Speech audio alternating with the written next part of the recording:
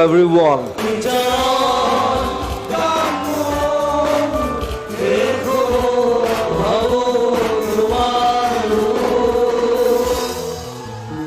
মোৰ কোনো জাতি নাই, মোৰ কোনো ধৰ্ম নাই, মোৰ মৃত্যুৰ না কেবল মায়াবিনী ৰাঠিৰ বুকুত এটিয়ে বাজিব।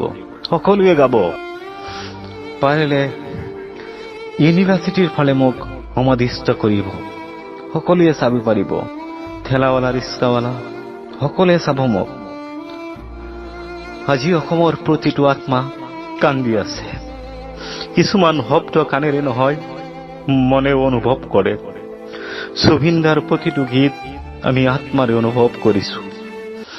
আজি গুৱাহাটীখন নীৰৱ নিস্তব্ধ হৈ পৰিছে। গুৱাহাটী তথা অসমৰ প্ৰতিটো ৰাস্তা বজাৰ ইত্যাদি জানো মন্দিৰ হৈ পৰিছে। সকলোতে চাকি, আকৌ কিছুমানৰ হাতত মমবাতি। সকলো মমবাতিয়ে যেন প্ৰাৰ্থনা কৰিছে, সকলো চকুলোৱে যেন দোৱা মাগিছে।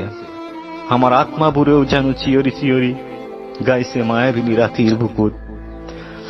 যেতিয়া কোনো সেলিব্ৰিটিৰ মৃত্যু হয়, তাৰ লগত গোটেই সমাজ তথা তাৰ অনুৰাগীবোৰেও কান্দি থাকে। জুবিন দা, তুমি কেতিয়াও মৰিব নোৱাৰা।